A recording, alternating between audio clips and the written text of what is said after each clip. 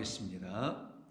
아버지 하나님 고맙습니다. 오늘도 저희들을 깨워주시고 또 생명 연장시켜 주시어서 주님의 뜻 가운데서 이 하루도 복되게 하실 줄로 믿습니다.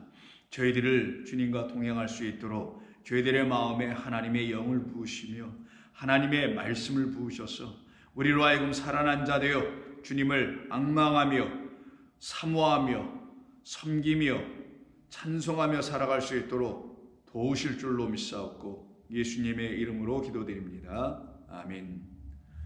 자, 오늘 우리 함께 나눌 말씀은 마가복음 15장 16절 이하 28절까지입니다. 마가복음 15장 16절 이하 28절까지입니다.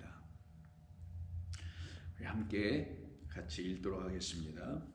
군인들이 예수를 끌고 브라이도리온이라는 뜰 안으로 들어가서 온 군대를 모으고 예수에게 자색 옷을 입히고 가시관을 엮어 씌우고 격려하여 이르되 유대인의 왕이여 평안할지어다 하고 갈대로 그 머리를 치며 침을 뱉으며 꿇어 절하더라. 희롱을 다 한 후 자색 옷을 벗기고 도로 그의 옷을 입히고 십자가에 못 박으려고 끌고 나가니라. 마침 알렉산더와 루포의 아버지인 구레네 사람 시몬이 시골로부터 와서 지나가는데 그들이 그를 억지로 같이 가게 하여 예수의 십자가를 지우고 예수를 끌고 골고다라는 곳, 번역하면 해골의 곳에 이르러 모략을 탄 포도주를 주었으나 예수께서 받지 아니하시니라. 십자가에 못 박고 그 옷을 나눌세 누가 어느 것을 가질까 하여 제비를 뽑더라. 때가 제3시가 되어 십자가에 못 박으니라. 그 위에 있는 죄패에 유대인의 왕이라 썼고 강도 둘을 예수와 함께 십자가에 못 박으니 하나는 그의 우편에 하나는 그의 좌편에 있더라. 28절은 없습니다. 자, 오늘 우리가 함께 읽은 이 본문의 말씀을 가지고 우리 주님의 그 뜻, 우리를 향하신 우리 하나님의 그 거룩하신 뜻이 우리 주님께서 이 십자가를 지시는 이 이야기 속에서 그의 마지막의 그 고난의 여정 속에서 우리를 향하신 하나님의 음성이 무엇인지를 성도는 온전히 잘 알아들어야 할 것입니다. 오늘 본문은 자, 드디어 빌라도가 군중들의 그 성난 군중들이죠. 무지한 군중들입니다.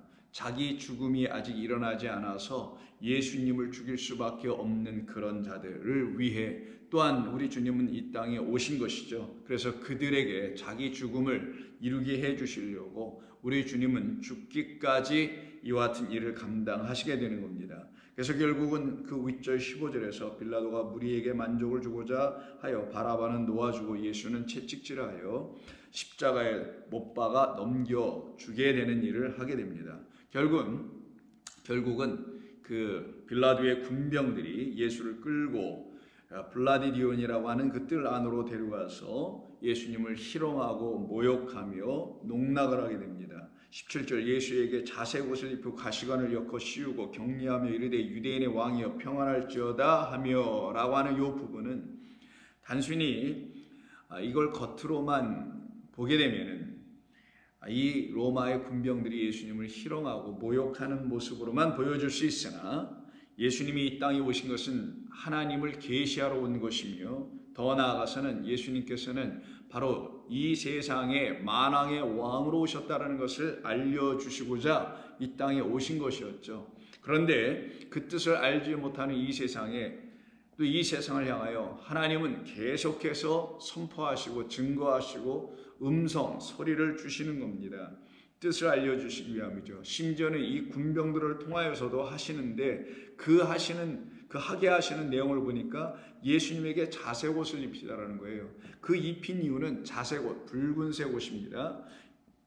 예전에는 그 왕들이 주로 입는 옷이 평민들과 구별하기 위해서 왕들은 대개 자색 옷, 붉은 옷을 입게 됩니다.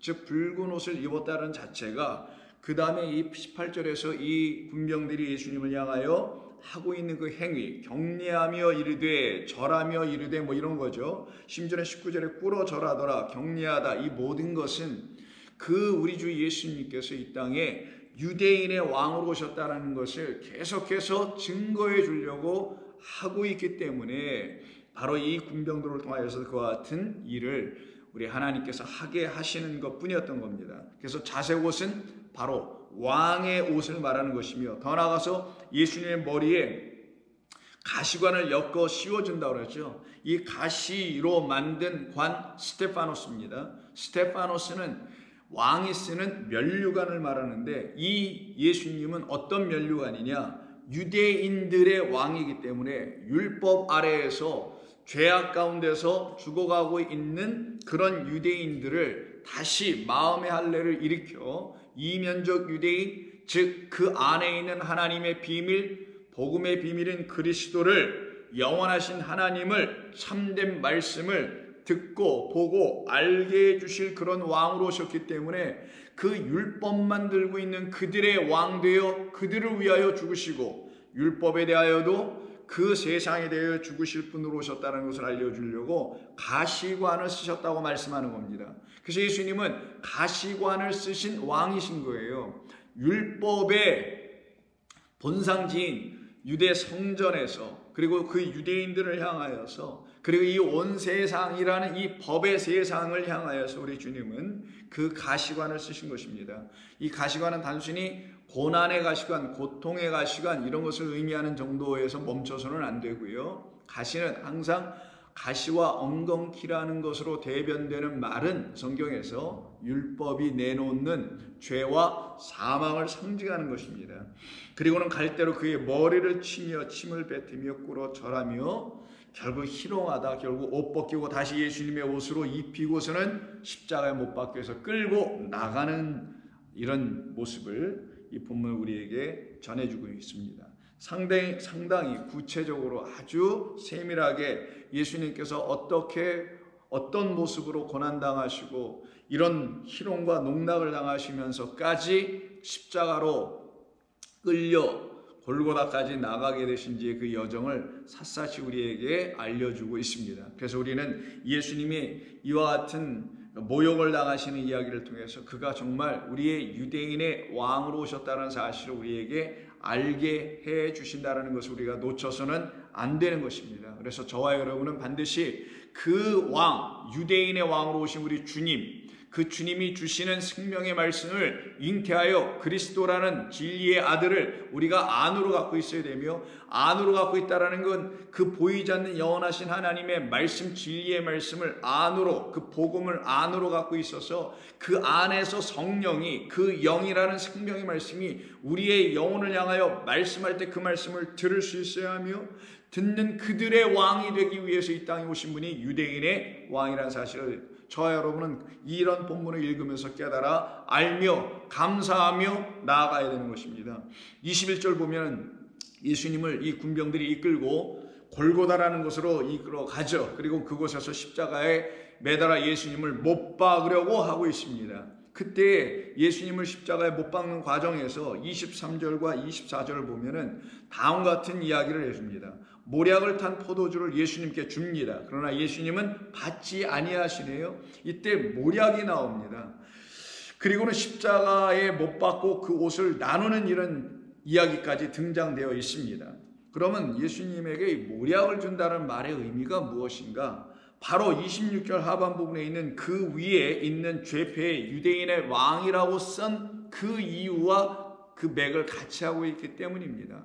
예수님은 유대인의 왕으로 오셨기 때문에 이 모략을 받으실 수밖에 없게 된 겁니다. 근데 모략은 그러기에 이미 예수님께서 태어나시는 그때 동방에서 온 그 박사들이 내놓는 그 경배할 때 내놓았던 선물이 있었죠. 그 선물이 또한 유대인의 왕이 어디서 났느냐, 그리스도가 어디에서 났느냐, 우리는 그의 별을 보고 왔노라 했던 그 동방의 그 박사들에 의해서 이미 선포되었던 그 말을 통하여서도 우리는 유대인의 왕으로 오신 그 예수님께서 그 박사들로 하여금 통해서 받게 된 그 선물 중에 하나가 바로 다름 아닌 이 모략이었다라는 거예요. 그래서 이 모략은 우리 주 예수 그리스도께서 유대인의 왕이요 만왕의 왕이라는 사실을 역력히 더 들추어내는 그런 말씀이라는 것을 알 수 있게 됩니다. 마태복음 2장 11절을 보면 10절 이하를 보면은 그 동방박사를 이끌고 있었던 그 별이 가다가 멈추는 그 아래를 보니까 어떠한 집을 향하여 그 별이 빛을 발하고 있었었죠. 그래서 10절 이하에 그들은 그곳에서 멈춰 그 집 안으로 들어갑니다. 그들이 별을 보고 매우 크게 기뻐하고 기뻐하더라. 집에 들어가 아기와 그의 어머니 마리아가 함께 있는 것을 보고 엎드려 아기께 경배하고 보배합을 열어 황금과 유향과 모략을 예물로 드리니라. 라고 하는 이 세 가지 예물은 말씀드리지 않아도 여러분 여러 차례 걸쳐서 들으셔서 아시지만 다시 한번 그래서 더듬 또 말씀드린다면 이 세 가지 예물은 왕에게 드려지는 예물입니다. 황금, 유향, 모략, 이 모든 것은 왕에게 드려지는 예물인데 그가 왕이신데 어떤 왕이시냐? 유향과 모략은 어디에 쓰는 것이냐? 장례에 사용되는 것이고 그 장례에 사용될 때 그 관뚜껑을 금으로 다 칠하게 됩니다. 왕들에게는. 그래서 결국은 왕이라는 사실을 알려주는 것인데 어떤 왕이냐? 이 세상에 죽임당하러 오신 왕이라는 거예요. 이 세상에서 어떤 세상의 권세라든가 세상의 좋은 모든 것을 누리기 위해서 오시는 왕이 아니라 또한 우리에게 그런 세상의 권세나 세상의 그와 같은 것을 주기 위하여 이 땅에 오신 그런 왕이 아니라 세상이라는 이 곳이 하나님의 말씀이라는 생명, 그 진리의 영을 갖지 못하여 이미 죽어있는 이 세상에 생명을 주러 오신 분인데 그 생명은 어떻게 우리에게 흘러들어오는가? 하나님의 어린 양이 내어주는 그의 죽음이라는 물피를 흘려줌으로 우리에게 그의 죽음이 생명으로 들어오는 거예요. 물과 피는 생명이니까 생명으로 흘러 들어오게 하는 그 예수라는 세상 죄를 지고 가는 하나님의 어린 양으로 오신 그분이 바로 죽임당하러 오신 어린 양이요 죽임당하러 오신 왕이시다. 그래서 저와 여러분에게 우리 예수 그리스도는 저와 여러분을 위하여 죽임당하신 왕이신 것을 꼭 기억하라는 말씀인 거예요.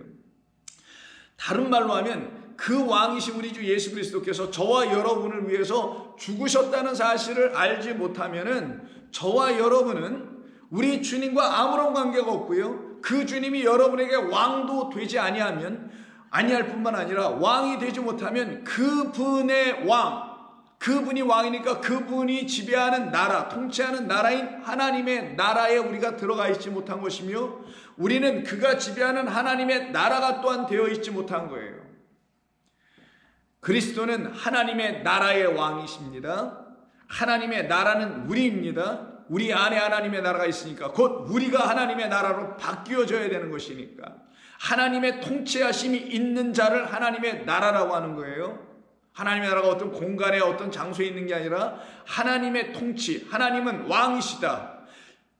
예수님은 왕이시다. 근데 그 왕이 통치하시는 나라가 되어 있는 사람에게만 그리스도는 진짜 왕이 되는 거예요. 근데 그분이 우리에게 왕이 되시려면 저와 여러분이 어떤 사람이 되어야 되냐? 그 그리스도 왕의 죽으심을 받은 자들이 되어야 돼요. 그리고 그건 그냥 받는 정도가 아니라 함께 그 십자가로 죽어야 되는 거예요.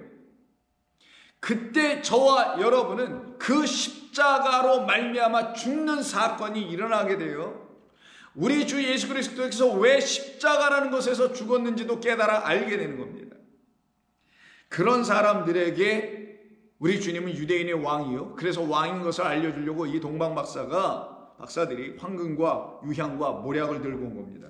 그래서 예수님께서 죽으신 이후에 아리마다의 요셉이라는 사람이 제자였죠. 예수님의 제자 중에 한 사람이었습니다. 물론 12제자는 아닙니다. 그러나 그가 담대하게 빌라도에게 가서 예수님의 시신을 내어달라고 하죠. 그래서 빌라도가 허락을 해줍니다. 그 이야기를 기록한 요한복음 19장 39절 이하를 보게 되면은 그 시체를 허락을 받아서 가지러 가게 되고 그래서 결국 예수님을 자기를 위하여 미리 예비해놨던 아리마다의 요셉 자신을 위해서 예비해놨던 그 무덤에 예수님을 안치하게 되는 일이 벌어져요.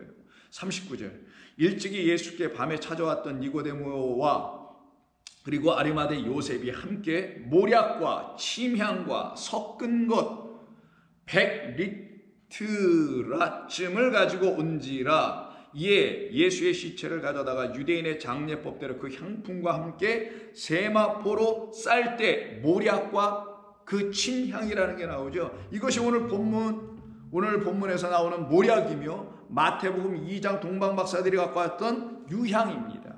그러니까 유향도 가져와 모략도 가져와 황금으로 덮어. 그래서 왕의 무덤이라는 걸 알려주는 거예요. 왕으로 죽임당하셨다는 것을 알려주는 겁니다. 우리에게 하나님의 나라가, 우리가 하나님의 나라가 되게 하시기 위해서, 하나님의 통치의 대상이 되게 하시기 위해서 우리 주님은 그 왕으로 죽임당하러 이 땅에 오셨음을 이와 같이 증거해 주기 위해서 예수님께서 지금 오늘 본문에서 십자가에 골고다에 끌려가셨을 때 십자가에 매달리시는 과정에서 밑에 있는 군병들이 포도주를 예수님께 드리는데 거기에 이 모략을 타줍니다. 모략은 시구해서 먹을 수가 있는 게 아니거든요. 그것을 타주니 예수님께서 받지 아니하십니다. 받지 아니하신 이유가 뭘까요? 그건 다른 데 있지 않고요. 우리 이미 예수님께서 6월절 만찬 마지막 식사를 하실 때에 그 거룩한 성찬이라는 은혜와 진리의 떡, 율법을 은혜와 진리로 다시 그리스도의 당신의 제자들만 먹을 수 있는 것을 이렇게 주실 때 우리 주님께서 이런 말씀을 제자들에게 하셨던 걸 여러분 기억하실 것입니다. 마가복음 14장 22절 그들이 먹을 때 예수께서 떡을 가지사 축복하시고 떼어 제자들에게 주시며 이르시되 받으라 이것은 내 몸이니라 하시고 또 잔을 가지사 감사기도 하시고 그들에게 주시니 다 이를 마시며 이르시되 이것은 많은 사람을 위하여 흘리는 나의 피 곧 언약의 피니라. 진실로 너희에게 이르노니 내가 포도나무에서 난 것을 하나님 나라에서 새 것으로 마시는 날까지 다시 마시지 아니하리라. 이건 전에 14장 이 본문할 때 여러분에게 말씀드렸으니 혹시 이것이 기억이 안 나면 그걸 다시 찾아가서 한번 유튜브를 보시면 기억나실 거라고 보고요. 깨달으실 것이라고 볼 텐데 이 하나님의 나라는 곧 저와 여러분입니다. 저와 여러분 안에서 우리 주님이 들어오시면 그 안에 당신이라는 새 포도주가 있을 것이다. 당신이 죽으신 이후에 우리 안에 새 포도주가 되어 들어오시면 그 새 포도주로 같이 마시는 역사, 하나님의 진리의 말씀을 같이 먹고 마시는 역사, 그것이 이미 이루어진 것을 말씀하셨기 때문에 우리 주님은 아직 십자가상에서는 이 포도주를 마실 이유도 없으셨고 십자가 이후에 우리 안에서 같이 마셔야 될 포도주만 남겨놓으신 거기 때문에 예수님은 이 포도주, 모략을 탄 포도주를 거부하십니다. 그리고 예수님은 그렇게 십자가에 매달리시게 되는 것입니다. 본문 다시 돌아가셔서 24절 보면은 십자가에 못 박을 때 그 군병들이 아래에 있는 사람들이 그 예수님의 옷, 히마티오니까 겉옷을 서로 나누어 가집니다. 그런데 어느 것을 가질까요? 제비를 뽑더라 라고 되어 있어요. 이 말씀은 이미 성경에 있는 말씀을 응하고 있는 겁니다. 모든 성경의 말씀은 나에 대한 것이다. 나를 응하는 것이다. 그것을 깨달아 알게 될 때 너희가 영생을 얻게 되는 것이다 라고 요한복음 10장에서 말씀하죠. 바로 그 뜻인 거예요. 성경을 연구하는 것은 우리 주님이 이 안에 모든 말씀 속에 당신이라는 생명으로 다 담겨 있다라는 것을 알게 해주려고 성경을 주신 것이고 성경을 읽는 자들은 그렇게 또 읽어야 하는 것이에요. 그때 비로소 성경에서 우리 주님을 말씀하고 있는 모든 말씀들이 그때 비로소 진리로 들려지는 거예요. 그렇지 않으면 어떻게 들려지냐면은 구약에 이런 말을 했는데 신약에도 이런 말이 있다. 그래서 서로 연결만 시키는 것에 불과합니다. 거기서 멈추게 돼요. 아니면 구약에서 있는 말씀이 신약에 있다는 것을 놓고 구속사라는 측면에서만 보고 말아버리게 됩니다. 그러나 성경에 왜 구약에 이런 말이 있으며 그것을 신약에서 그리스도 예수 안에서 왜 이것이 다시 한번 반복되어 나타나는 이유는 무엇인가를 생각하며 다시 성령을 통하여 읽게 될 때는 그 말씀이 진리로 들려지게 되어 있는 거예요. 그럼 이 말씀은 어디 있느냐? 구약 시편 22편에 나옵니다. 22편 18절 한 절만 보면 되는데요. 여기에 다음과 같이 기록이 되어 있어요. 내 겉옷을 나누며 속옷을 제비 뽑을 것이다. 이렇게 되어 있어요. 겉옷은 그냥 나누어 가져요. 나누어 갔다라는 것은 몇 명이 3명이면 3수로 4명이면 4수로 이렇게 나누어 갖는다는 거죠. 말 그대로 이렇게 나누어 갖는 것이나 속옷은 나누어 갖지 못하여 제비를 뽑아요. 제비 뽑는 이유가 뭡니까? 딱 한 사람만 당첨시키려고 하는 것이죠. 한 사람에게만 주려고 하는 것이죠. 한 사람, 그걸 제비 뽑는다고 합니다. 그러면 그때 그 속옷은 하나로 되어 있기 때문에 한 사람에게만 줄 거 아니에요. 그래서 속옷은 하나로 되어 있고 겉옷은 넷으로 되어 있다는 걸 말하는 거예요. 겉옷은 보이는 것이고 속옷은 보이지 않는 거예요. 보이지 않는 것이 영원한 것이고 참된 것이며 보이는 것은 땅의 것이고 육의 것입니다. 그래서 보이는 것, 세상, 땅, 이 보이는 세상은 넷으로 항상 설명하는 거예요. 동서남북 추나추동 이런 것처럼 모든 것을 넷으로 설명해요. 보이는 세상은. 그러나 보이지 않는 것은 그 넷을 가지고 보이지 않는 영원한 것은 딱 하나로 존재하는 것이니, 영원은 그 자체가 하나이지 영원히 뭐 하나도 있고 둘이 있으면 안 되잖아요. 그 안에 것 영원한 것은 하나. 그래서 이 넷 땅의 것을 가지고 보이는 이 창조 첫째 하늘과 첫째 땅을 가지고 영원하신 그 새 하늘과 새 땅 그리스도 예수 곧 영원하신 아버지 하나님을 딱 하나로 만나게 되는 역사를 이루어 내게 주시기 위하여 예수님께서 겉옷은 4개로 만들어진 겉옷을 입고 계신 것이며 속옷은 하나의 옷으로 만들어진 바느질하지 않고 통으로 딱 하나로 짜진 그런 옷을 입고 계신 분으로 이 땅에 오셨다라는 거예요. 그래서 그렇게 오신 그 분의 옷을 취하지 아니하면 나는 이 벌거벗고 있는 나의 죄의 수치가 가리워질 수 없다라는 거예요. 에덴 동산에서의 그 사건, 무화과 잎사귀로 뛰나들고 있었던 그 사건이 내게 여전히 남아있게 되면 정령 죽으리라가 풀려지지 않고 죽은 상태로 여전히 남아있게 되는 겁니다. 그러나 그 정령 죽을 수밖에 없는 우리의 죽음의 자리에 우리 주님께서 죽어주신 거예요. 우리 주님께서 그 죽음을, 우리의 죽음을 끝내시려고 그가 죽으실 때 단순히 죽음으로 대신해 주는 게 아니라 그가 물피라는 생명을 우리에게 주시고자 죽어주신 것이죠. 그 사건을 이루어지게 될 때 우리는 비로소 그로부터 내어받을 수 있는 옷으로 우리의 수치를 가리게 되는 겁니다. 그래서 같은 병행 본문이 요한복음 19장을 보시게 되면 23절에 군인들이 예수를 십자가에 못 박고 그의 옷을 취하여 4깃으로 나누어 각각 한 깃씩 얻고 오라고 할 때 그의 옷이라는 이 4깃으로 나눈 옷은 히마티온이라는 겉옷을 말하는 거예요. 이 겉옷을 나누어 갑니다. 나누어 갖게 됩니다. 이거를 게베드라고 히브리어라고 말하는데 그렇게 중요하진 않아요. 그러나 겉옷과 속옷은 구분을 지금 하고 있는 것뿐이에요. 그리고는 속옷도 취하니 속옷은 호지 아니하니, 요즘엔 쓰지도 않는 말인데 바느질, 꿰매지, 연결하지, 팔뚝 이런 데 이렇게 연결하지 않고 이게 뭐 어떤 틀에 넣고 하나로 다 짰다라는 거죠. 호지 아니하고 위에서부터 통으로 짠 것이라. 그래서 하나로 이렇게 만들어진 옷이라가 속옷 키톤이라고 합니다. 군인들이 서로 말하되 이것을 찢지 말고, 왜 찢을 수도 없으니까, 찢어지면 다 망가지니까 누가 얻나 제비 뽑자 하니 이는 성경에 그들이 내 옷을 나누고 내 옷을 제비 뽑나이다 한 것을 응하게 하려 함이라 군인들은 이런 일을 하였다. 그러면 여기 이 요한복음에서 이렇게 이 시편 22편의 말씀을 인용하여 끌고 들어왔던 이유는 다른 데 있는 것이 아니라 이 예수님의 그 옷을 왜 이 땅에 있는 십자가에 못 박고 있는 우리라는 존재들이 왜 그 옷을 넘겨받아야 하는지를 가르쳐 주려고 한다는 거예요. 그것은 말씀드린 대로 우리 주님이 갖고 오신 참된 옷은 바로 영원하신 하나님이라는 하나님의 말씀으로 오신 그분이 우리에게 내어주는, 당신이 주는 옷이니까 당신의 옷, 곧 그리스도라는 진리의 옷을 우리가 넘겨받을 때 어떻게 받는 거냐? 먼저는 겉에 것부터 받는다라는 거예요. 예수님은 안에 것 입으시고 겉에 것 입으셨습니다. 근데 이들이 예수님의 것을 취할 때를 보세요. 반대로 취하고 있어요. 사람이 입을 때는 물론 겉에 거 입고 밖에 거 입지, 안에다가 밖에 거를 입고 안에 속옷을 밖에 입는 사람은 없죠. 그럼 제가 전에도 웃기는 말로 말씀드린 것처럼 그 슈퍼맨인가 뭐 이런 사람처럼 보여줄 거 아니겠어요. 그런데 예수님은 그렇게 입지 않으셨습니다. 속옷, 겉옷을 입고 계시고 여러분도 그렇게 입지 않습니까? 그런데 이들이 취할 때를 보면 반대로 취해요.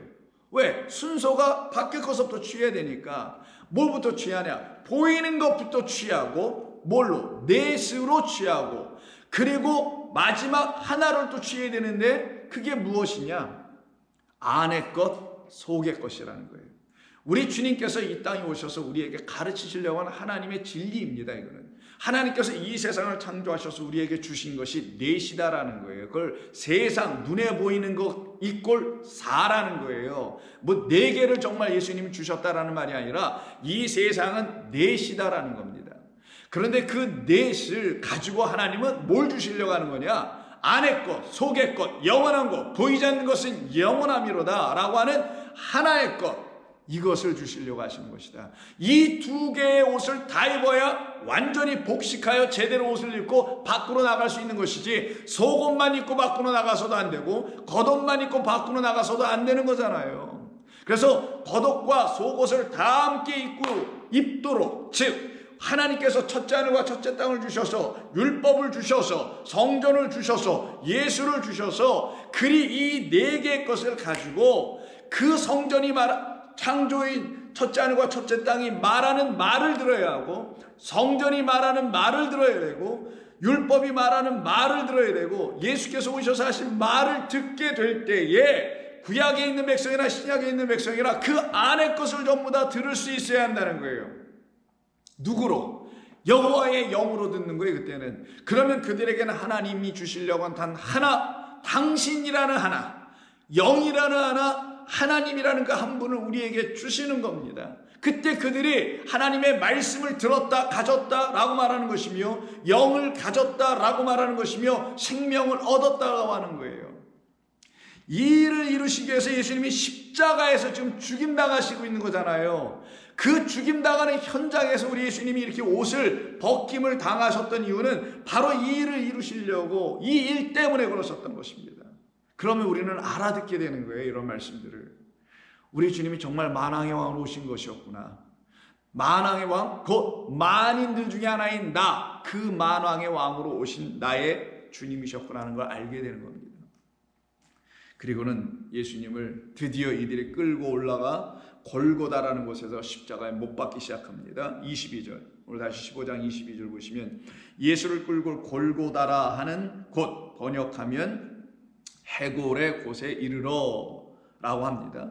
예수님 십자가에 못 박히신 하나의 장소에 대한 것을 여기서 구체적으로 언급해 주죠. 골고다라고 합니다. 골고다라는 것은 히브리어의 굴레고트라는 히브리어를, 당시 사람들은 히브리어 아람어를 쓴 사람들이었으니까 그 말을 헬라어로 쓰면은 굴고레트라고 쓰기가 좀 힘들어가지고 헬라 사람들, 히라버를 쓰고 있는 그 사람들이 발음할 수 있을 것으로 다시 바꿔 헬라어로 음차는 거예요. 음을 바꿔 쓴 것이 골고다라는 거예요. 골고다는 그래서 헬라어로 바꿔준 것뿐이지 헬라어의 골고다에는 아무런 의미가 없어요.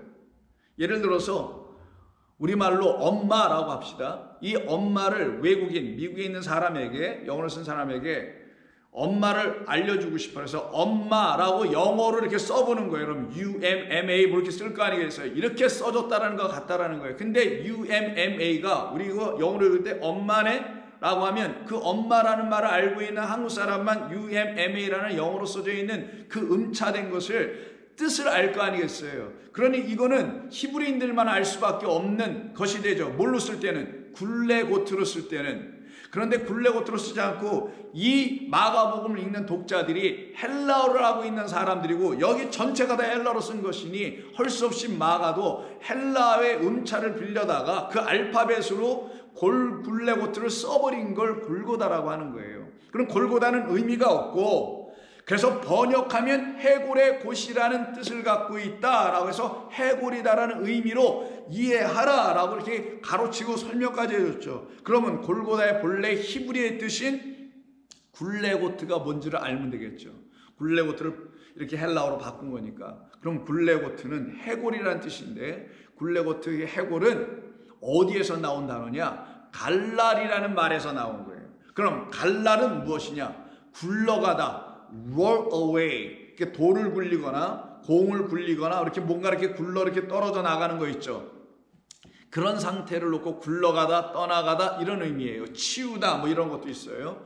그런 뜻을 갖고 있는 게 갈랄이에요. 그러면 이 갈랄, 굴러가는 것과 거기서 나온 말이 굴레고트인데, 그 굴레고트는 해골이라는 뜻인데, 이것과 다 무슨 뜻이 있으며, 여기에 바로 이런 이름을 갖고 있는 그곳에서 왜 예수님이 십자가에 못 박히시는, 즉 죽임당하시는, 다른 말로 하면 물피를 흘려주시는 이유가 무엇일까? 흘러가고 떠나가고 굴러가고 지나가는 이런 본래적 의미를 갖고 있는 이 갈랄과 그 갈랄에서 나온 해골이라는 굴레고트, 왜 그것이 또 왜 해골인가? 의미가 무엇인가? 왜 예수님은 그런 곳에서 죽임당하셨어야 할까? 이것을 알아야 하는 겁니다. 그래서 이 기자는 이곳을 골고다라고 구체적으로 설명해 준 거예요. 그런데 이걸 뭐 어떤 성경에서 뭐 갈보리라고 번역을 하는데, 그건 대부분 다 잘못해서 사용하는 영어식 번역이고요. 본래 히브리어, 헬라 여기도 뭐 음자니까 헬라는 중요하지 않고 그걸 뜻을 알아봐야 합니다. 그러면 이 말의 의미가 무엇인지 우리가 분명히 알려면은 이 갈랄이 사용되어 있는 본문들을 찾아봐야 돼요. 이런 수고가 있어야 되는 거예요. 하나님의 말씀을 알려면. 그러면 갈랄이 어디서 처음 사용되냐? 다름이 아닌 야곱이 자기의 형 그 에서에게 장자의 명분을 빼앗아 버리죠. 팥죽 팔고서. 그리고는 아버지에게 그 아버지가 좋아하는 음식을 갖다 드림으로 인해 가지고 어떤 일까지 벌어지나요? 그 장자가 받아야 될 온갖 축복을 그 별미 하나 드린 걸로 인해서 다 받아서 챙겨 가지고는 결국 그 사실이 다 들어 알려져서 그 에서 형에게 귀에까지 들어가게 되니 형이 그를 죽이려고 한다는 사실을 알게 돼서 아버지와 어머니가 그 야곱을 그 어머니 그 오빠인 외삼촌이죠. 결국은 야곱에게는 라반의 집으로 피신시키게 합니다. 그래서 결국 라반의 집으로 가는 이야기가 쭉 기록된 게 28장 29장인데 29장 그 라반이 살고 있는 그 동네 어기까지 야곱이 이제 도착해 옵니다. 그것을 기록한 것이 창세기 29장이에요. 야곱이 길을 떠나 동방사람의 땅에 이르러 라고 합니다. 왜 여기서 굳이 동방사람이라는 말을 썼을까요? 여러분에게 동방자 딱 들어가면 떠오르는 것은 창세기에서는 동방으로 떠난 시날 평지에서 지은 하나의 성전 바벨탑이 있었죠. 바로 그것을 여러분이 연상하실 수밖에 없을 겁니다. 바로 그들이 살고 있는 동방의 땅. 그럼 그 동방의 땅은 어떤 땅이에요? 하나님을 대적하였던 땅 아니겠어요? 하나님을 믿는다지만 다른 신을 하나님이라고 믿고 있는 거잖아요. 하나님의 이름을 우상으로 바꿔서 믿고 있는 자들 아니었었습니까? 다른 신앙의 고백을 하고 있는 자, 이런 사람들이 모여 있는 곳이죠. 그곳에 가니 갑자기 이곳에서 우물의 이야기가 튀어나와요. 자, 우물에 성경이 주는 우물은 물이 있는 곳, 그 우물을 놓고서 당시 유목민들은 사람도 마셔야 되고 자기들이 키우는 가축들을 먹여 생명을 주는 물인 거예요. 살려내는 물이 바로 우물입니다. 바로 그 우물을 여기서 만나요. 2절 본즉 들의 우물이 있고 그 곁에 양 세 떼가 누워 있으니 이는 목자들이 그 우물에서 양 떼에게 물을 먹임이라. 큰 돌로 우물 아기를 덮었다가 때가 되면은 그들이 우물 아기에서 돌을 옮기고, 자, 여기에 어떤 목자들이 있어요. 동방으로 가보니 동방이라는 그 나라에 어떤 목자들이 있어요. 에스겔서로 말씀을 미리 드리면 바로 그들이 거짓 목자라는 걸 말하는 거예요. 성경은요. 모세도 자기의 그 부인을 만나는 과정에서 십보라를 만날 때 바로 그런 일이 있었지 않습니까? 그 목자들이 물을 못 마시게, 양들에게 물을 못 주게 해서 그 뚜껑을 닫아버리고 막 이런 일이 있을 때 모세가 가서 어떻게 합니까? 그걸 치워버리고 그들을 다 제거해버리죠. 그래서 야곱과 모세는 성경에서 다 어떤 역할을 하고 있는 거냐면 어떤 한 남자 역할을 하다라는 거예요. 근데 그 남자가 뭐냐? 바로 물을 주는 남자, 물을 마시게 할 수 있는 남자들의 역할을 하고 있는 거예요. 또 그 우물의 현장에서는 전부 다 또 어떤 일이 벌어지냐? 한 여자를 만나는데 그 여자들이 그 남자와 둘이 한 몸으로 연합할, 그래서 둘이 연합하여 한 몸이 되어야 될 그 신부로 만나게 되는 사건을 여러분 잘 아실 것입니다. 이게 다 성경에서 말하고 있는 공통 분모들인 거예요. 그럼 여기 야곱이 여기서 우물을 만날 때 거기에 동방에 이미 어떤 목자들이 있는데 이들이 자기들의 양에게 물을 먹이기 위해서 그 우물의 뚜껑을 닫았다 열었다 하는 거죠. 2절에 보니까 우물아기로 덮어놨어요. 물을 먹일 때는 어떻게 해요? 우물아기에서 돌을 옮기고 라는 말이 나와요. 이 돌을 옮긴다라는 이 말이 굴러가다라는 갈랄, 지금 우리가 골고다로 하는 겁니다. 골고다라는 헬라어로 번역하여 음차하여 다시 써놓았던 그 본래 단어 굴레도티의 어근 원형인 갈랄이에요. 이게 바로 옮겼다는 말로 번역했지만 굴러가게 하다. 그러니까 돌이 이렇게 굴러갈 수 있도록 동그랗게 만들어졌다는 것이에요. 왜냐하면 우물을 뭐 동그랗게 대부분 만들거나 하니까, 그래서 그걸 막아놓을 게 굴려 옆으로 치워놔서 양들이 와서 또 마시게 하고 있었던 거예요. 자, 그때 야곱이 묻습니다. 4절. 야곱이 그들에게 이르되 내 형제 어디서 왔느냐? 그들이 이르되 우리는 하란에서 왔노라. 야곱이 그들에게 이르되 너희가 나홀의 손자 라반을 아느냐? 그들이 이르되 아노라. 야곱이 그들에게 이르되 그가 평안하냐? 이르되 평안하니라. 그의 딸 라헬이 지금 양을 몰고 이쪽으로 오고 있다라는 거예요. 그들이 이르되 우리가 그리야 오고 있다는 겁니다. 7절. 이때 이제 문제가 생겨요. 야곱이 이르되 해가 아직 높은즉 가축 모일 때가 아니니 아직 한낮이니 풀을 뜯고 있으니 양에게 물을 먹이고 가서 풀을 뜯게 하라. 그들이 이르되 우리가 그리하지 못하겠노라. 지금 야곱은 어떻게 하라는 거예요? 7절 뭐라고 합니까?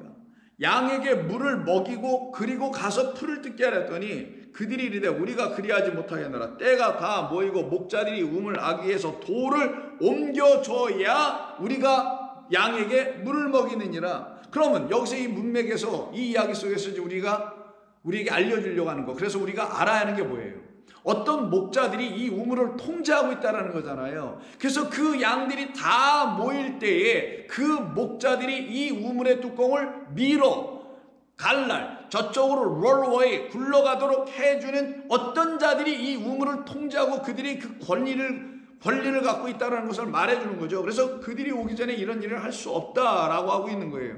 야곱이 그들과 말하는 동안에 라헬이 그의 아버지 양과 함께 오니 그가 그의 양들을 치고 있었기 때문이라. 그러면 이 상황에서 다 모였어요. 그 목자들이 말하는 것처럼, 양치기들이 말하는 것처럼 다 양들이 모였어요. 그럼 그 목자들이 와서 이걸 밀어줘야 될 거 아니에요. 그러면 그 어떤 목자들이 이걸 밀어줘야 되는데 그 다음 절 10절을 보면은 갑자기 야곱이 등장해서 야곱이 그의 외삼촌 라반의 딸 라헬과 그의 외삼촌의 양을 보고 나아가 우물 입구에서 돌을 움직여버리고 굴려버리고 외삼촌 라반의 양떼에게 물을 먹이더라. 이런 사건이랍니다. 아니 지금 야곱은 여기에 이방인이거든요. 여기 처음 온 사람이거든요. 이는 여기 목자가 아니에요. 이에게는 양도 지금 없어요. 근데 마치 자기가 뭐라는 거예요. 이걸 굴렸으면 이 우물의 목자는 나야 라는 걸 지금 성경이 선포해 주려고 하는 거죠. 누구? 그 하늘의 장자로 우리에게 오신 누구? 그리스도 예수라는 진짜 여호와는 나의 목자라는 여호와라는 이름으로 이 땅에 오신 그 목자, 선한 목자, 양들에게 물과 꼴을 내어줄 수 있는 그 목자의 역할을 이 본문에서는 그 동방에 있는 그 거짓 목자들이 하지 아니하고 시날 평지에 있는 그들이 하지 아니하고 누가 하더라? 거기에 누가 있으니까? 라헬이라는 자기 신부가 있으니까 그 남자가 부모를 떠나 둘이 한 몸을 이룰지니라 라고 하는 그 남자가 야곱이며 그 남자가 모세였으며 그 남자가 결국은 누구? 오늘 십자가 그 굴레도트라는 그 골고다에서 죽임을 당하시는 그 예수님께서 이 목자가 되어 뭐 하시겠다라는 거예요?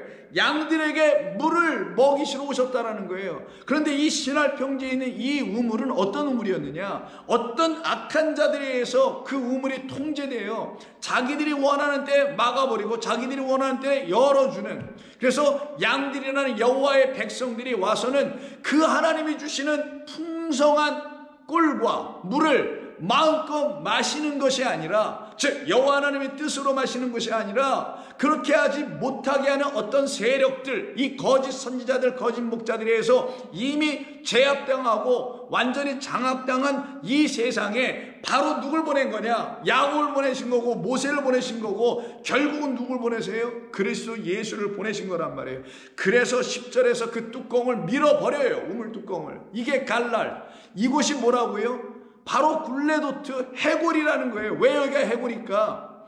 양들이 충분히 하나님이 주시는 그 물과 꼴을 먹지 못하면 뭘로 변하겠어요? 그들이다 사망, 죽음, 결국은 그 광야의 해골들로 변해야 되지 않겠습니까? 다 죽어 말라 비틀어 뼈다구만 남아있을 거 아니겠네요. 그래서 해골이라고 하는 거예요.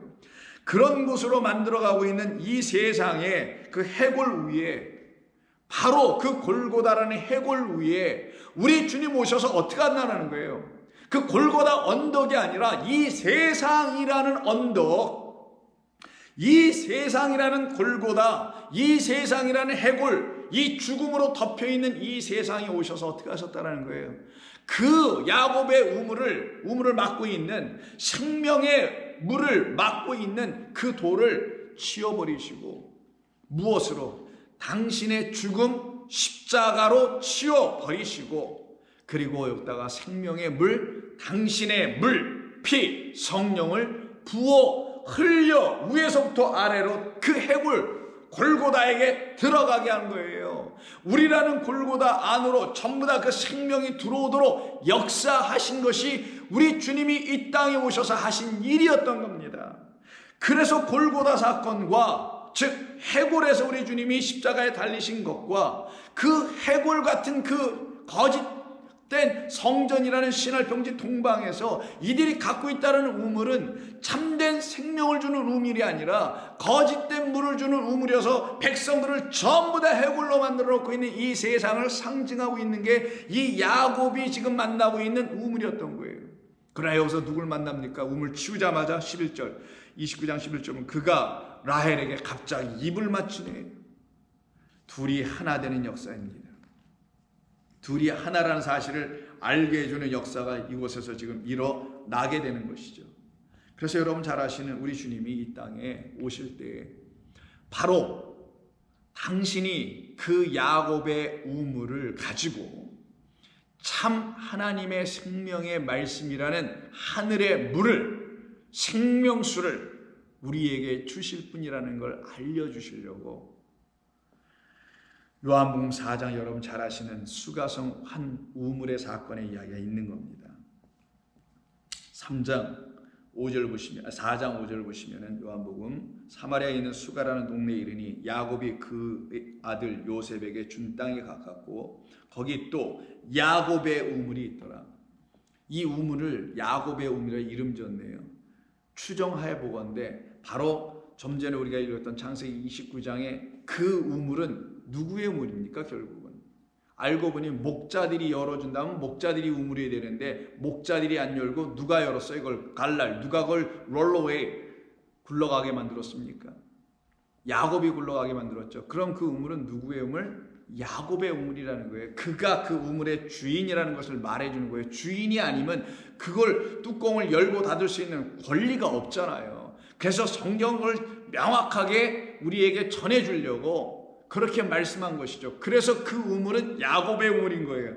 그 야곱의 우물을 통하여 성경은 우리에게 진리를 이렇게 가르쳐주고 깨닫게 해줬음에도 불구하고 이 수가성에 있는 이 우물에 한 여인이 물을 길러 오는데 그 진리를 이 야곱의 우물을 통하여 깨닫지 못하도록, 깨닫게 하는 진리의 말씀을 이 안에 있는 사들이 가르쳐주지 못하게 되므로 이 여인은 맨날 뜨거운 햇볕에 물만 길러 오는 자가 되게 됩니다.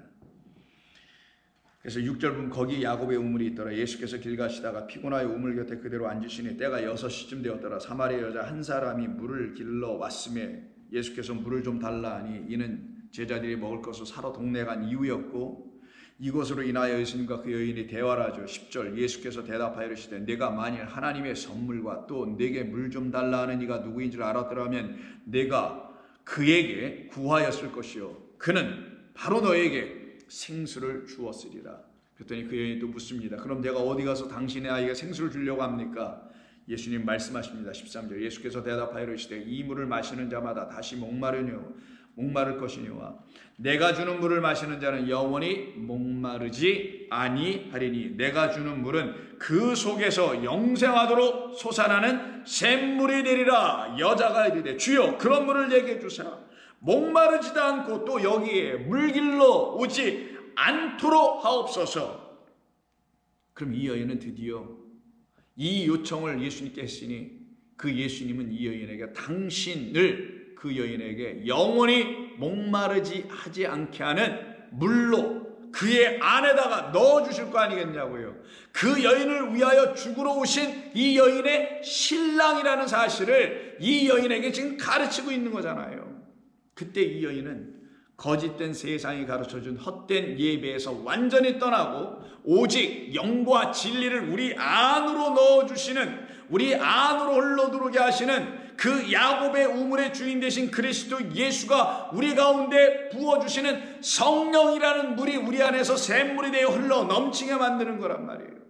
그래서 우리 예수님이 물피를 십자가에서 흘려주신 것은 결국은 당신의 생명이라는, 내 말은 생명이요 영이니 성령이 당신의 말을 통하여 우리 가운데 들어와 영원히 목마르지 않게 하는 영생이라는 생명을 우리에게 주시려고 하셨다는 사실을 깨달아 알게 되는 거죠. 그럼 우리는 예수님을 통하여 그 예수님이라는 그분을 생명의 물로 마셔야 된다는 거잖아요. 그러면 교회가 할 일, 성도가 할 일은 그가 나에게, 여러분에게, 누구에게든지 생명의 물이라는 하나님의 말씀을 날마다 흘려주고 공급해주는 바로 그 권세 있는 분, 바로 그 우물, 막힌 우물을, 닫힌 우물의 뚜껑을 밀어버릴 수 있는 분, 그래서 사망 가운데 죽어가고 있는 영혼들을 그 거짓된 성전에 그 문을 밀어내고 거기서 나오게 하시는 분, 그래서 예수님이 갇히셨던, 사흘 동안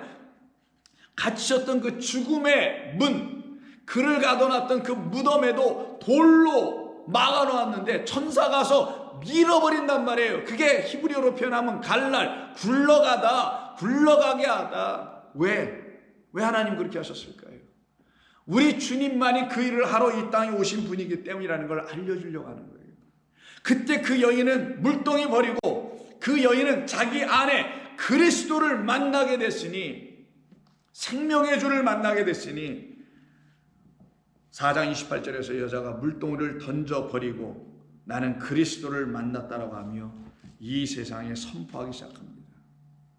그러니 이 여인을 야곱의 우물에 가서 물이나 날마다 깊게 했던 그 곳이 어디냐? 문맥에서는 사마리아였지만 그곳이 어디냐? 바로 유대 땅이며, 그리고 그곳이 어디냐? 예루살렘이었으며, 바로 그곳이 어디냐? 예수님을 십자가에 못 박은 이 세상이며 또한 애굽이라는 걸 우리에게 가르쳐 주는 거예요.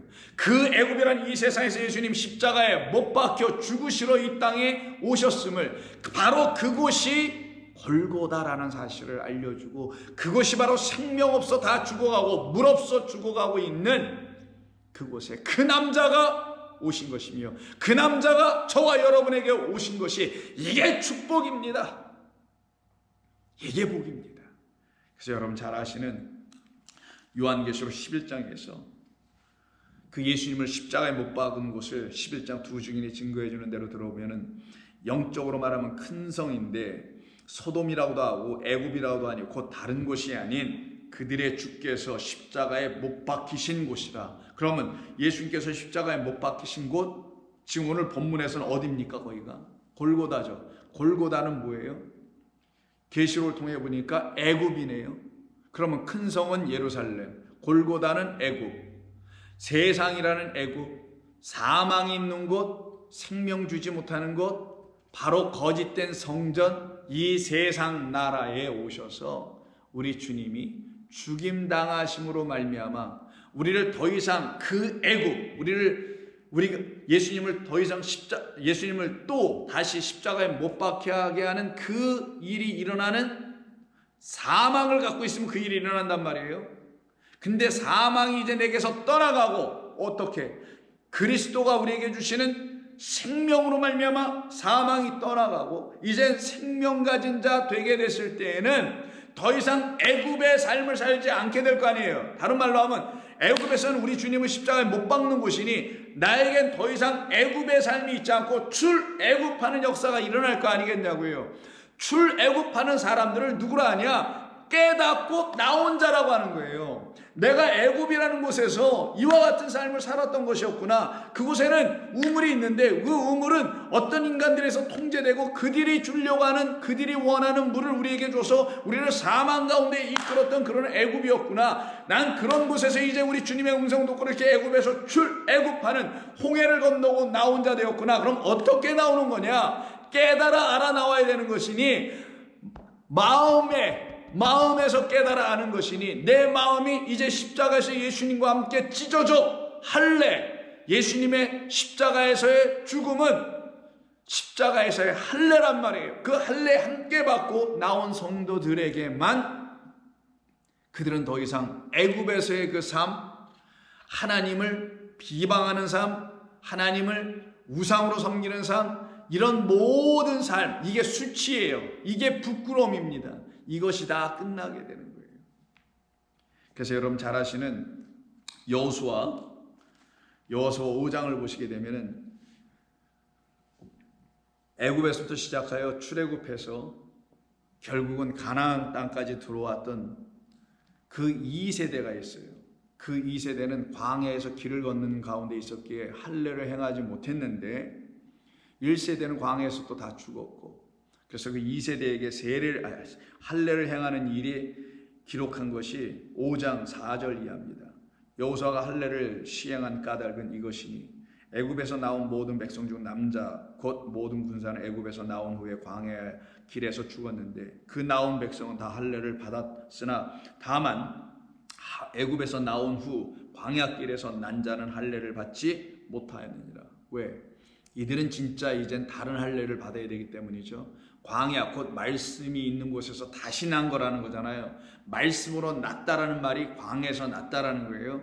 그 미드바로 말씀이 있는 그곳에서 다시 난 자들이니 말씀으로 난 사람은 육의 몸의 할례를 하는 육신의 할례, 그래서 표면적인 유대인으로 살아가는 일을 더 이상 반복하지 아니하고 이면적 유대인, 할례는 마음에 할 것이니라는 이면적 유대인에서 그리스도의 영으로 말미암아 다시 살아나는 자들이 되게 하려고 바로 이와 같은 말씀들을 기록하여 우리에게 주는 거란 말이에요. 그래서 애굽에서 나온 후 광야에서 난 자는 할례를 받지 못하였느니라. 그래서 그들을 할례를 시킵니다. 그럼 몸에 하는 할례를 과연 받게 하겠다라는 거예요? 아니면 마음에 하는 할례를 이미 광야에서 난 자들은 다 이루어진다는 걸 말씀하겠어요? 그래서 9절 여호와께서 여호수아에게 이르시되 내가 오늘 애굽의 수치를 너희에게서 떠나가게 하였다. 이 떠나가게 하기 위해서 이들에게 할례를 일으키죠.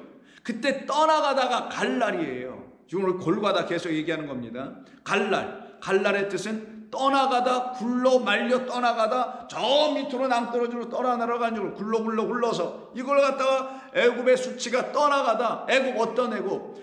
하나님이 누구인지를 몰라서 그 하나님을 비방하고 하나님을 우상으로 섬기고 하나님을 결국 십자가에 못 박기까지 하는 그런 애굽에서의 신앙생활이 수치다라는 거예요. 애굽적 신앙생활이 수치인 걸 모르는 우리에게 광야로 끌고 나서 하나님의 말씀을 가르치니 내게 있는 수치, 벌거벗음이 뭔지를 드디어 알게 되네. 그리고 그 수치를 떠나가게 하기 위해서 우리 주님이 십자가에서 못 박혀 죽으심으로 이 모든 걸 끝을 내시기 위해서, 그래서 골고다에서 죽으신 거고, 그래서 야곱의 우물로 말씀하고 있는 그가 와서 그 뚜껑을 밀어버리고 굴러가게 하고 물을 내주시는데 어떤 물을 내주시냐? 물피 성령이라는 것을 하나로 내어주시는 그런 분으로 이 땅에 오셨다는 사실을 깨달아 알게 해주시는 것. 그래서 다 떠나가게 하는 겁니다. 그때 그들은 새 옷을 우리 주님으로부터 속옷과 겉옷과 속옷을 다 입게 되는 거예요. 그곳 이름은 오늘까지 그래서 길갈이라 하였느니라. 또 이스라엘 자손들이 길갈에 진쳤고 그달 14일 저녁에는 여리고에서 유월절을 지켰더라. 이게 처음으로 지킨 유월절이에요. 그럼 유월절은 어린 양, 오늘 우리 주님께서 유월절에 어린 양으로 좀 죽임당하시는 거잖아요. 왜 이와 같은 일을 하신 것입니까? 다른 이유가 아니에요. 우리 안에 있는 거짓된 것을 다 떠나가게 하시기 위한 뜻이었던 것입니다. 그래서 여호수아 마지막 장 24장 15절에서 백성들을 향하여 다음과 같이 14절 이하에서 말하죠. 여호수아가 담대히 외칩니다. 여호수아는 예슈아라는 말이에요. 신약 성경적 표현으로 하면 예수입니다. 그러므로 이제는 여호와를 경외하며 온전함과 진실함으로 그를 섬기라. 너희 조상들이 강 저쪽 애굽에서 섬기던 신들을 치워버리고 이제 강을 건너와 이 광야에서 다시 깨달아 알게 되어 하나님을 온전히 만나게 됐으니 그 여호와 하나님만을 섬겨라. 만일 여호와를 섬기는 것이 너희에게 좋지 않게 보이거든 너희 조상들이 강 저쪽에서 섬기던 신들이든지 너희가 거주하는 땅에서 아모리 족속의 신들이든지 너희가 섬길 자를 오늘 택하라. 오직 나와 내 집은 여호와를 섬기겠노라 하니 백성이 대답하여 이르되 우리가 결단코 여호와를 버리고 다른 신들을 섬기지 아니하겠나이다. 이게 성도가 해야 할 고백이에요.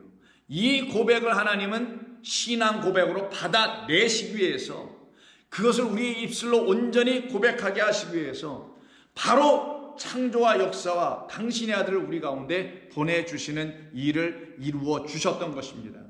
그런데도 불구하고 역사 속에서 예루살렘 성전이라는 그것이 영적으로 말하면 소돔과 고모라 완전히 애굽 수치를 계속 일으키게 하는 그런 애굽으로 계속 탈바꿈되어 계속 타락되어 바뀌어가고 있는 그 땅, 캄캄하고 어두운 빛이 없는 그곳에 하나님은 선지자들을 보내시면서요, 내가 너희들에게 왜 절기를 주었니? 내가 너희들에게 왜 성전을 주었니? 내가 너희들에게 왜 제사하는 것을 주었니? 이 모든 것은 비유란다. 진리를 너희들에게, 생명이 너희들에게 나를 통하여 흘러들어가야 된다는 것을 알려주기 위함이었던 것 아니었느냐? 이걸 가서 선지자들이여 전하라 그래서 아모스를 보냅니다. 그래서 아모스 5장 20절 이하를 보시게 되면은 여호와의 날은 빛 없는 어둠이 아니며 밤낮 없는 캄캄함이 아니냐?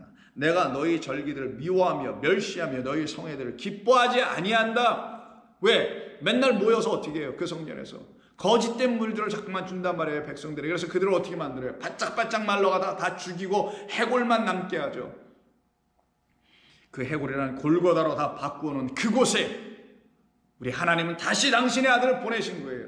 그래서 예수님은 골고다에서 죽으신 게 아니라 거짓된 성전에서 죽으신 거고, 거짓된 말을 갖고 있는 우리들 안이라는 그 해골 속에서 죽으신 거고, 그 해골의 십자가가 박혀서, 언약의 기둥이 박혀서 말씀이라는 물피 성령이 우리 안으로 들어 흘러가게 하셨던 것이죠. 너희가 내게 번제나 소제를 드릴지라도 내가 받지 아니할 것이요 너희의 살찐 희생의 화목제물도 내가 돌아보지 아니하리라. 나는 오직 이것만 원한다. 나는 오직 정의를, 이때 정의는 미시파트니까 나는 나의 말로 하는 진리의 심판이에요. 그 진리의 온전한 심판이 물같이 차데크, 의를 마르지 않는 강같이 흐르게 할 것이다. 이때 흐르다. 이게 바로 갈날이에요, 여러분. 그럼 갈날의 의미는 다양하죠. 우리의 죄악의 수치를 흘러가게 떠나가게 만드는 것뿐만 아니라 애굽의 수치를 떠나가게 하는 것뿐만 아니라 막힌 그 우물을 그 주님이 오셔서 치워버려서 그 안에 갇혀있는 물을 끄집어내요. 당신으로 우리에게 다시 주실 때 그 물을 마시고 영원히 목마르지 않게 하는 그런 갈날, 그런 골고다, 그런 십자가로 우리에게 넘겨주실 때 우리 안에 온전한 하나님의 진리의 말씀의 심판 미시파트가 일어나게 되며, 정의라고 번역했지만 이건 뭐 정의사의 구현 같아서 치워버리고 참된 심판이 성령으로 말미암아 일어나게 되며, 너 진리 없잖아, 너 생명에 나 없잖아 라는 걸 깨달아 알게 해주면, 네, 저 없었네. 언제 할까요? 깨닫기 시작할 때 내가 전에 못 깨달았다는 걸 아는 것이니 그 순간이 그때 알 거 아니겠냐고요. 깨닫지 못하면 모르는 거니까 이거는. 그래서 심판을 제대로 받고 그때 하나님의 의가, 나라는 이 불의한 자, 제사나 드리고 절기나 지켜서 나는 나의 의무를 다했으니, 내가 해야 될 책임들은 다 졌으니 나는 의롭다라고 하는 거짓된 자기 의의를 축적하여 헛된 부유로 풍요를 누리고 있는 이 거짓된 신앙으로 말미암는 그 모든 것들이 다 떠나고 하나님의 의가 십자가에서 율법에 또다시 나타나기 시작하는 그 의는 영원히 마르지 않는다. 모처럼 야곱의 우물에서 우리 예수께서 흘려내어 주시는 당신이라는 물피 성령이라는 영원히 목마르지 하지 않는 생명의 말씀을 강같이 우리에게 흘려내려 주신다. 이것이 바로 골고다에서 우리 십자가가 세워진 이유요, 바로 그곳에서 우리 주님이 달리셨던 이유이며 뜻이었던 것입니다.